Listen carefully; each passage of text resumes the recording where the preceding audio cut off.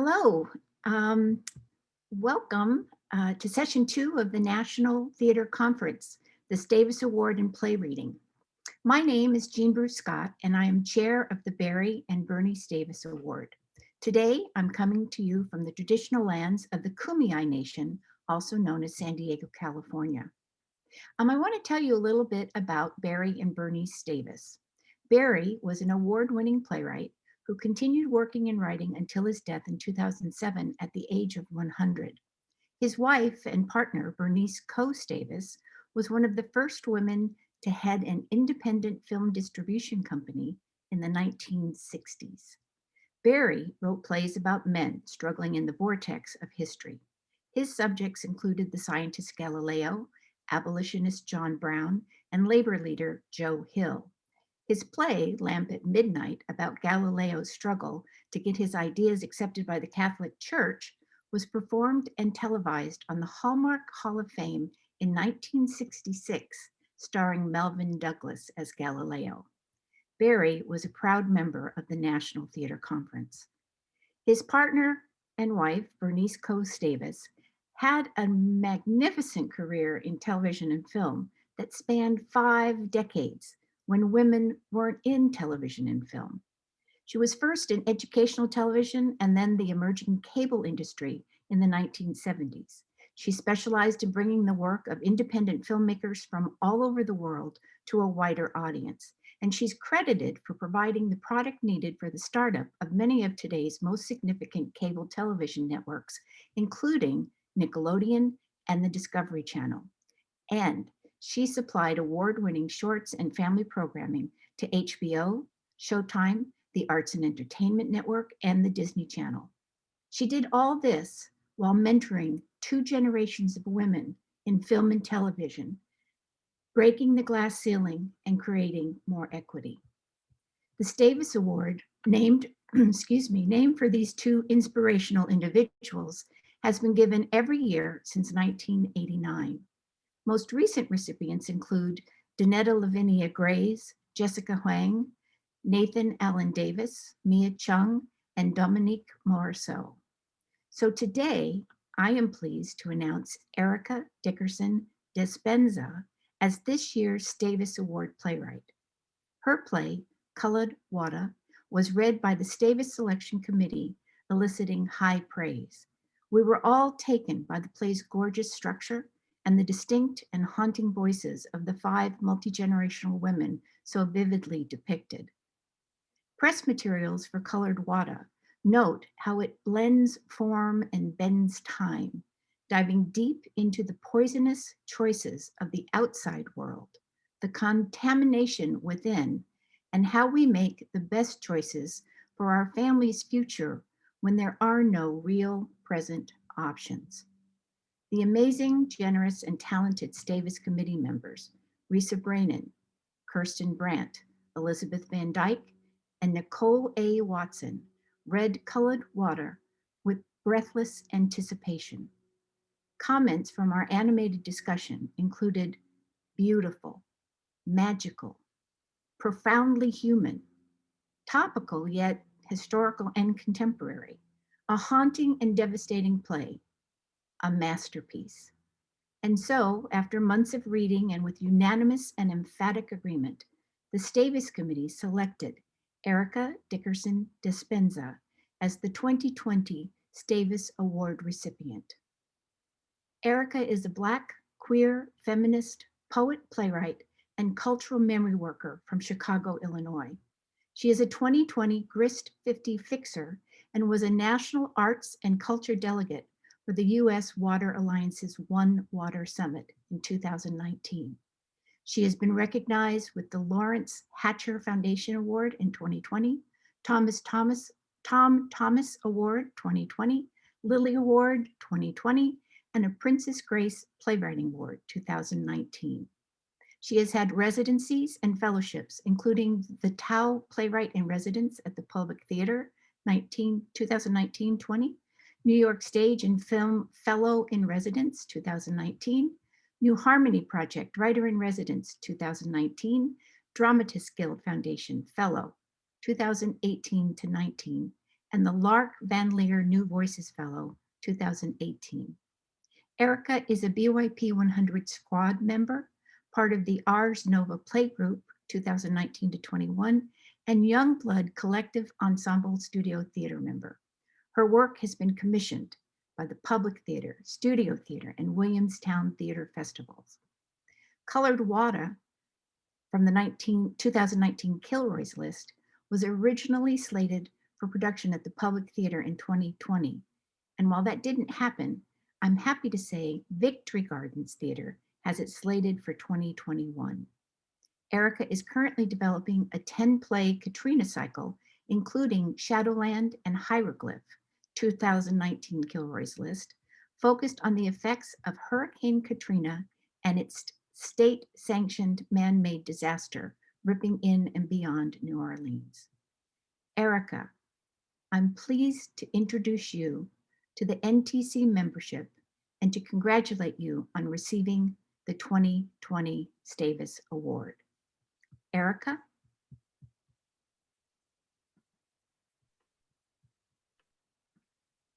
Thank you. What an honor it is anytime my work is recognized for its content, its innovative form and structure, and its socio-political commentary.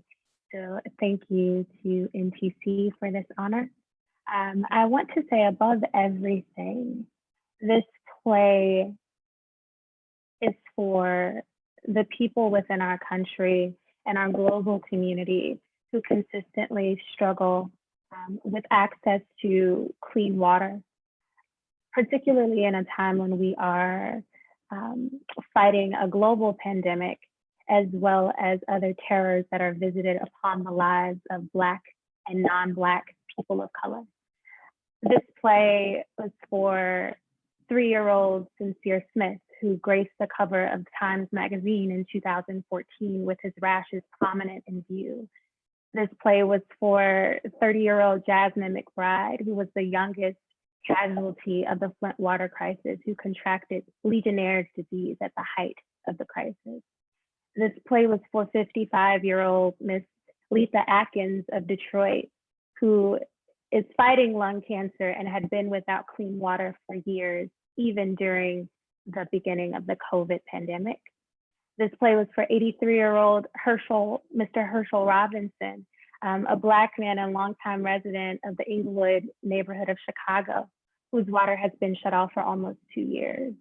This play is for Mariana Copany, Little Miss Flint, who really was the catalyst for my charting of this crisis and who really compelled me to tell this story.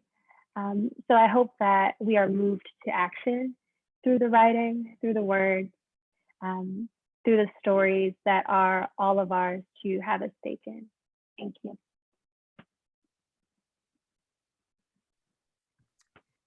Thank you, Erica. That was beautiful. I'd like to introduce the play now. This is an excerpt from Colored Water by Eric Dickerson Dispenza, directed by Candace C. Jones. It's been 936 days since Flint has had clean water. Marion, a third-generation General Motors employee, is consumed by layoffs at the engine plant.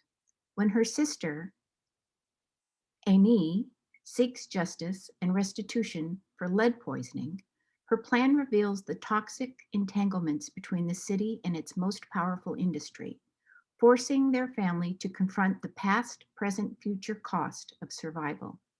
As lead seeps into their home and their bodies, corrosive memories and secrets rise among them. Will this family ever be able to filter out the truth? Colored Water by Erica Dickerson Dispenza. As of today, December 4th, 2020, it has been 2,415 days since Flint, Michigan has had clean water. Setting: 5th Ward, Genesee County, Flint, Michigan, the Cooper home, November 2016, but also the past, present, and future, which has already happened. Dedication. For Sincere Smith, Amariana Little Miss Flint Copany, and all of the Black and undocumented children of Flint, Michigan. Epigraph. All water has a perfect memory and is forever trying to get back to where it was. Toni Morrison, The Site of Memory. What is the word for bringing bodies back from water, from a liquid grave? Imnobese Philip, Song. State of emergency. Living room. Marion sits on the couch. Plum enters, fully dressed. She sits between Marion's legs, a plastic bag and a wide-tooth comb in hand. A television is mounted on a wall. It is on, but no one watches. Marion removes Plum's headscarf, revealing a bald head. Plum hands Marion a wig from inside the plastic bag.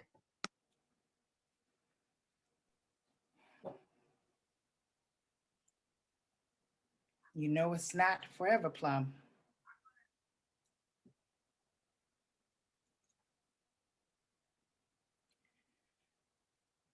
Reese was only joking about you peeing in the bed. I didn't pee in the bed. I know you didn't, honey. Well, I believe you. You've been doing such a good job, but your treatment was intense. And, well, with the medicine, sometimes you might have an accident or find yourself walking in your sleep. I can get you one of them charm bracelets with the little bells on them. You wanted one last Christmas, and Yeah. Plum, hold still so I can make sure this wig is on straight. And my mama. Hold still, I said. We can't be late for your first day back to school. It's exciting. Comments in the chat section. And while that's happening, I'd like to bring Erica back on camera. And also all of the actors, if we could have you all back on camera. I'd like to introduce you. And when I do, if you can just, give a wave and so everybody knows who you are. So Story Ayers, who played Marion, had to go off to another appointment. So she's gone, but she was quite wonderful in the first scene. Then we have Andrea Patterson, who played Amy. There she is. Alicia Pilgrim, who played Plum. There she is. Renika Williams, Reese. Great. And Star Kirkland, who gave us our, where's Star? There's Star. There's Star, who gave us stage directions and was our understudy. Also, I'd like to welcome Lizanne Mitchell, who has been developing the role of Big Ma. Now, she wasn't in a scene today, but you will hear her when she joins Candace and Erica for a conversation coming up. So I'd also like to acknowledge our stage manager, Priscilla Villanueva. Yes? Okay, there we go. All righty, what a team. So I'd like to go ahead now and introduce our director, Candace C. Jones. She's a director and rising artistic leader. Select credits include, and this is a long list, so get ready for this. Nike at ACT New Strands Festival, Visions from Eartha, Williamstown Theater Residency, Eradication, Rattlestick Fucking Good Plays Fest, Gloria, American Academy of Dramatic Arts, Colored Wada, The Lark, Awakened, NYU Grad Musical Theater, The Fire This Time Fest, Crane Theater, Name Calling, the Kennedy Center Page to Stage, Brother Rabbit, New Black Fest, Colony, the Movement NYU Festival of Voices, 48 Hours in Harlem, Harlem 9, National Black Theater, The Homecoming Queen, Workshop, New Harmony Project, New Shoes, Drama League Director Fest, Morning in America, Primary Stages, Black Girl Magic, National Black Theater, Tembo, Zanzibar International Film Festival, and she was an assistant director on Oedipus El Rey at the Public Theater, The Bubbly Black Girl Sheds Her Chameleon Skin at New York City Center, The Death of the Last Black Man, Signature Theater. Awards and fellowships include New York Women's Foundation Lilly Award, Drama League alum, Women's Project Theater, 2018-20. And Candace is currently serving as the Playwrights Lab Manager at New Dramatists in New York City. Candace C. Jones, can you wave? I just have to correct you. This is an old bio. Unfortunately, I'm no longer at New Dramatists, lovingly departed last year, and all of those credits have been updated. But thank you for that long list of all my life. Oh, goodness. Well, I'm so sorry I didn't have an updated one. I'm sure that that would be equally impressive, all of the additions. So we can update it on the website. So please send it to us so it gets updated on the website for you. Candace is going to facilitate a conversation between her and Erica and Lizanne, but I would also like to introduce Lizanne and read her bio, which is also quite wonderful and impressive. So here we go. Lizanne Mitchell has performed on Broadway in Electra, Having Our Say, So Long on Lonely Street, and then on Off-Broadway, she's been in Passage, The First Noel, Brownsville Song, Cell, Rosmersholm, Passage, Gum, Ma Rose, Salt. And then for those of you out in the regional theater, you've seen her in Skeleton Crew, Richard III, A Raisin in the Sun, for which she won the Helen Hayes Award for Outstanding Actress, The Tempest, The House That Will Not Stand, The Trip to Bountiful, and the UK premiere of Dead and Breathing. And then you've also seen her in film and on television. A few of the things that she's done: Unbreakable Kimmy Schmidt, Detroit, Deadbeat, John Adams, The Good Wife, Law and Order, The Human Stain, Sesame Street, and The Wire. I give you Lizanne Mitchell. So, thank you so much, Priscilla. Oh, great. Okay, so now, Candace, I'm going to turn it over to you, and we'll have a conversation. Thank you, Jean. It was so beautiful to hear these words again from the selected scenes that we chose this afternoon. I wanted to also update something that Jean said. There was a mentioning that colored water at the Public Theater will not happen. And I will come on and say out loud, the Public Theater is committed to doing colored water in their next season, as well as Victory Garden. Those productions are just on pause, as the world is on pause as we know it. So I can't wait to see both of those shows and participate in one of them at the Public Theater. I have my wonderful collaborator and playwright and just sister in so many things, Erica and Miss Lizanne Mitchell, who is a legend and just a queen in her own way.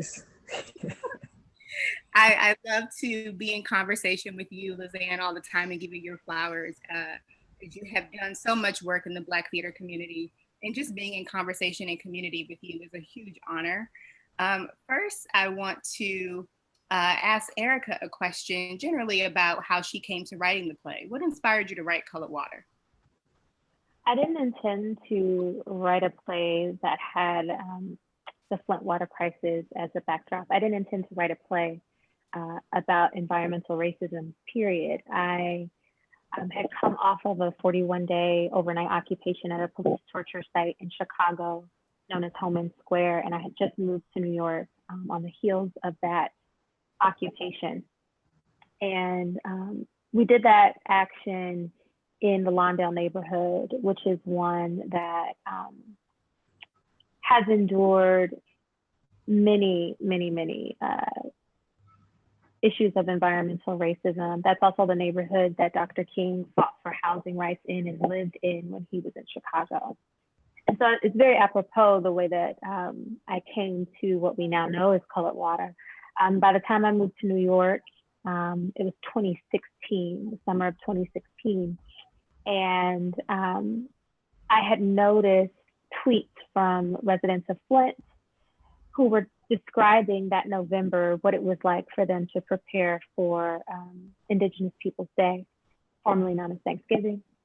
How many bottles of water it took to make meals for their family on the daily basis, let alone for a holiday, what it was like to go through winter. And I started to write down the most compelling and visceral statements that residents were making, and I would write them on Post-it notes and put them on my wall. And there was this photograph of several children, school-age children in their uniform, carrying these gigantic cases of water through snow. And if anybody else is from the Midwest, like I'm from the Midwest, you know that when we say snow, we mean a good 15 inches. Like when we say snow, it's not a dusting, right? And to see like these children carrying cases of water bigger than them was so heartbreaking. But their tenacity, their resilience, and their diligence in aiding in the struggle was also something that struck me. And so I would put that picture on my wall. And then there were certain questions that started bubbling up for me. And I didn't know what I was doing with all of this information that had become this gallery on my bedroom wall that I would wake up to and see every day. And my mentor, Avery R. Young, who is a poet, songwriter, singer, all the things in Chicago, had freestyled a revised hymn, which he sometimes does in his band and performances. And he took Wade in the water and changed the lyrics to Lead in the Water and sent me the video just off the cuff. He did this in performance this one time. And it was after listening to that performance that I knew what the beginning and end of the play was. I got the names of these characters just suddenly, but I didn't have their stories. And then I embarked on an intentional 2-year dramaturgical deep dive to learn everything I could about water systems, piping, the auto industry, particularly General Motors history in the Midwest, with a focus on Chicago, Detroit, and Flint, and everything I could about the Flint water crisis. And then I wrote the play in about 5 days between traveling for work from California back to New York. The first draft was written in about 5 days after 2 years of intentional dramaturgy.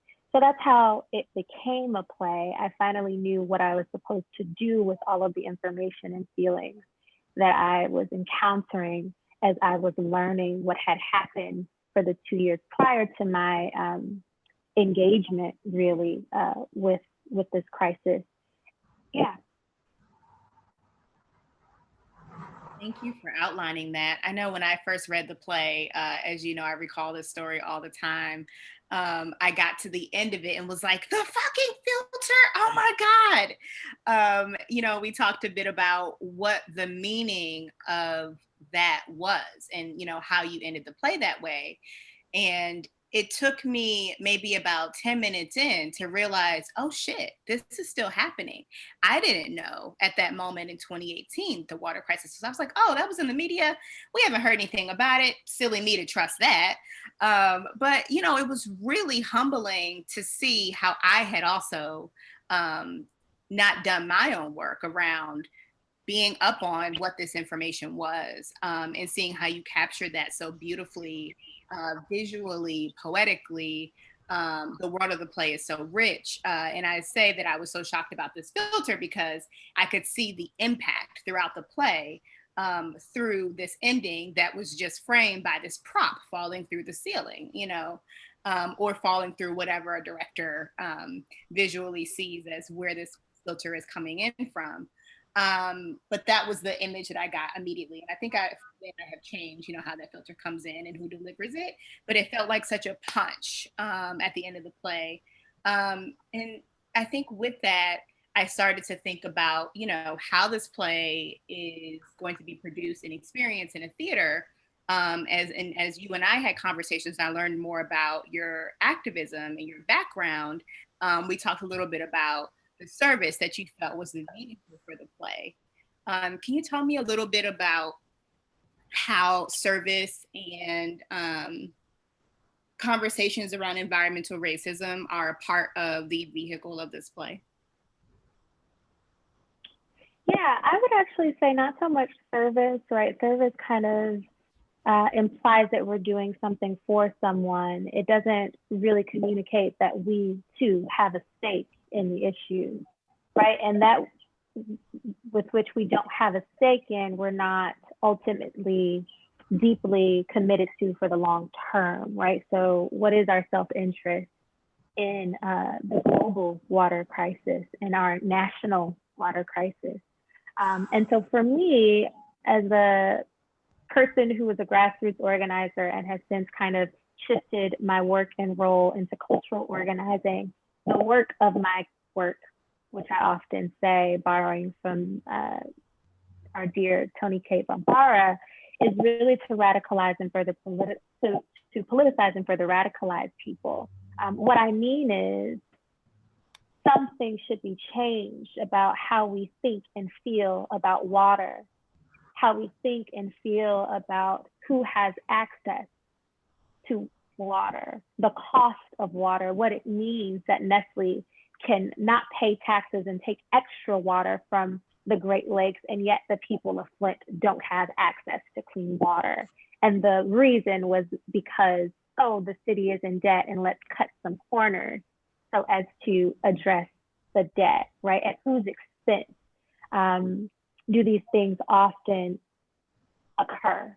And so for me, what should be happening is that every theater who desires to produce this work should also be thinking about, well, what does it look like to build a sustainable set? How do we partner with organizations like Julie's Bicycles to make that happen? How do, in the process of mounting this work, do we not undo the work of organizers, right, in the process, right? So sustainability is important. How also do we partner with those on the front lines, those most vulnerable and those most impacted in our immediate community? So the immediate community of the theater producing the work, as well as our national community, and always, always, always Flint, who has brought the national water crisis in clear view, right? We can see all of the issues of anti-Black environmental racism. We can see clearly the effects of the auto industry and what happens when industries partner with government and who gets disenfranchised, right? We can clearly see the impact of food deserts in the first ward of Flint, right? And it's not the only place, it's not the only city, right? There are places in North Carolina where access to clean water does not exist. There are food deserts in Chicago, right? There's leaded water, there's leaded paint in the housing projects of Harlem. We can see this all over our nation, right? And we are a nation who likes to look at other countries first and say, oh, poor them. But we don't have clean water here. We don't have access to water here, right? And so there is a saying in the Black community there's even a song that says it, sweep around your own front door. And I am interested in us doing that, right? So in addition to mounting the work and politicizing the issue of water and making invisible systems like water systems visible, right? Like no one ever really thinks about what are my pipes doing and what are they made of? And like, where is my water coming from? And have I tested my water lately? They don't generally think about that. And our government, our politicians, they don't readily give us that information, right? We have to know it, find out about it, seek it out, partner with people. So in addition to politicizing and radicalizing people through the work, the call is to be partnering with those who are and have been and will continue to be doing the work on the front lines, supporting them economically, supporting them with people power, and partnering with them in whatever initiatives they've established and are working on as well. I think about the Flint Water Lab, where young people are being trained to test water and go into their communities and test their neighbors' water, right? They're really being trained to be scientists. And it's so brilliant. I think about Amariana Kopany, Little Miss Flint, who has literally been an activist since she was about 6-7 years old, right? And now she is continuously raising money for her water fund to build these filters, these heavy duty filters, so that folks have access to clean water, despite pipes not having been completely changed in Flint. So for me, that is how the play is supposed to be functioning within and beyond these theater institutions. Thank you. Thank you so much for that. Miss Lizanne, Yes. how you feeling? Well, I'm always amazed at the scope of Erica's mind in covering a subject and how it's always practically a part of the living landscape. It's not like some kind of story that is occurring in some remote place or some, local place that we just pass on and, are moved in the moment, but don't go past that, So the way she expresses herself makes me do something Hmm. about what I've heard, which is Mhm. pretty amazing. Yeah, yeah. Can you tell us more about what it's like to be an actor in a process with Erica and I as collaborators, and in a process with a play that is so rich in its dramaturgy, language, and deep conversation within a producing institution? Well, first I have to say, I mean, Erica has heard it before, but I'm deeply moved by the power of sound. Mm. Sound breaks through all kinds of barriers. I think it is most powerful. You just can't shut it off. Mm. And it impacts upon the whole physical universe, including all the bodies in the universe. So when I am blessed to be with someone who has this extraordinary gift of poetry in her language that takes on these gut-wrenching topics and somehow makes it palatable to both the artist and the audience as an exciting, provocative, moving experience. I tell my actors, my colleagues, that I can tell a really, really good play because it's like a roadmap. All I have to do is jump in the vehicle of that play, of course, with the wonderful director to point the way.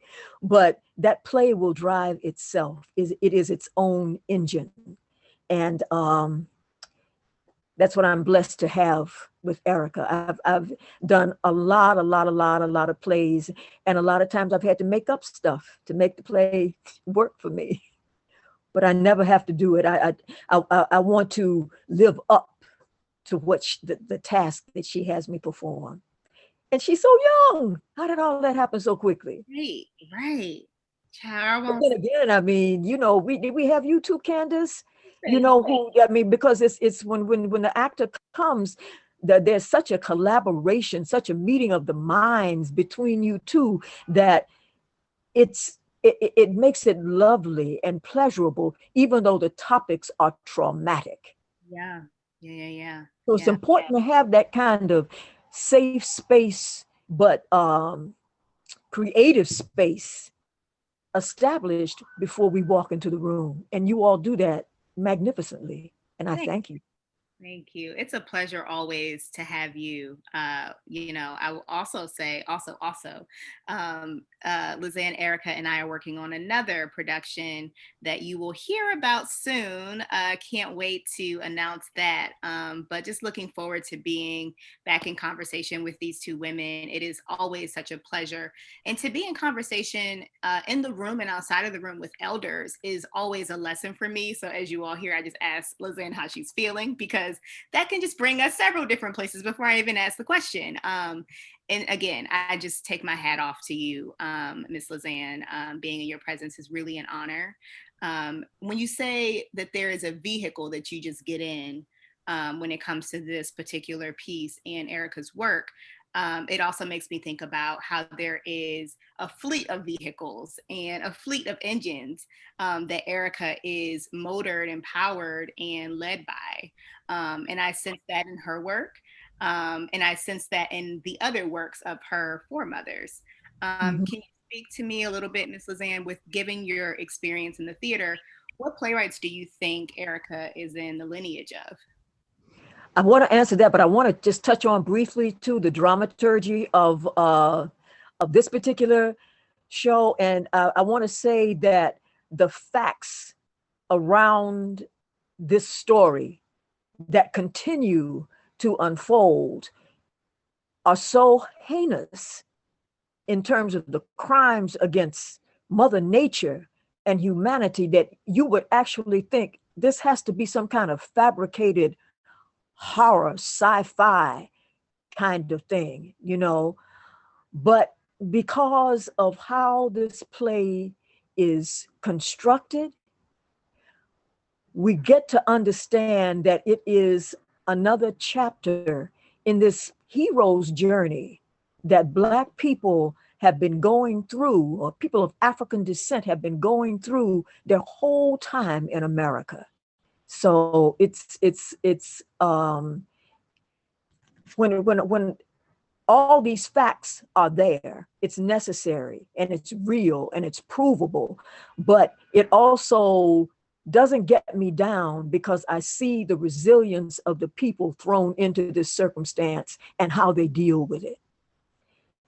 So moving on to that next question, I just wanted to say that because like this hero's journey that we're on is just amazing. I think that we have the keys to survival. People of color have the keys to survival, and they're brilliantly presented to humanity through visionary artists like Erica, who is like a torchbearer in a legacy of playwriting, which I think is rooted in reality and ritual. And I say that because that is how we as Black people live. That's how we've survived. That is how we thrive. And when stories are told with that melding of reality and ritual, it's a mirror of our culture. And I think this has been going on for a while. I think about James Baldwin, and I think about the rituals of Amen Corner in that church, my Lord. I think about Lorraine Hansberry and the ritual of dance in Raisin in the Sun. I think about the magnificent choreo poems of Ntozake Shange, which marry ritual and reality magnificently. And I know she smiles every time she, is witness to what Erica does, because she's such a reflection of Ntozake's point of view, but it's like taking it to another level because it's here and now with Erica's point of view. I think about Susan Laurie Parks and Adrienne Kennedy and these avant-garde kinds of rituals that serve us in their work.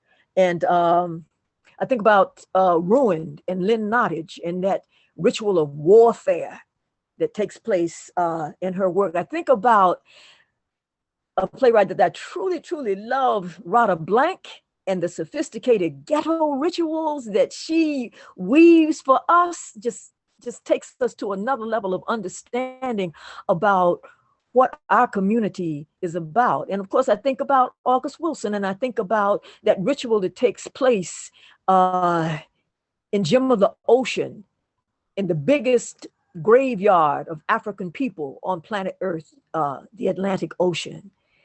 And here we have Erica, who has taken this whole level of ritual and infused it into her work in a seamless kind of way. Because at one moment we're in the kitchen, and in the next moment, we're in a whole nother world of water and spirit. And it happens seamlessly. So I think that she's the torchbearer, current torchbearer of this legacy. Thank you for that. I'm like, whew, what a legacy to uphold, what a charge to keep I have, as my favorite hymn goes. Thank you, Miss Lizanne. It's always an honor to bear witness to your gifts and your wisdom, and to be in this work and the work of this work with you. So thank you for those affirmations. I am holding them so dearly. Well, I mean, you are an inspiration to me. I don't even think I mean, it didn't occur to me to really connect in this way until I was doing colored water. I really didn't. So it's an inspiration. And I thank you. And I thank you for the question, Candace. And I thank Absolutely. you, audience, for letting me go on and on and on. Oh, you take all the time you desire. All the time you desire. Thank you so much, ladies. What a fruitful conversation. It was a pleasure to be in this moment with you all. Over to you, Jean. Thank you, Candace. Thank you so much, Erica and Lizanne. Really incredible, inspiring words. I thank you all from the bottom of my heart, and also this beautiful cast that you brought together, who I love dearly. I fell in love with them immediately. A couple things just from what all you said: sweep around your own front door. Sustainable set building theater. This is mine, but theater is a political act. So we do work that makes us do something, makes us act. Exciting, provocative, moving experiences. A vehicle you just get in and drive. I love that, Lizanne. Resilience, the hero's journey. That's what theater is about, and you bring it alive, Erica, Lizanne, Candace. Thank you so much for your talent and artistry. We have to say goodbye now. We're getting ready for the next session, which is at 3:45. So we'll have a little bit of a break.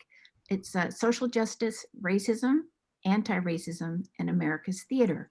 So it's Wow. a perfect jump. We have this perfect jumping off point from this beautiful play.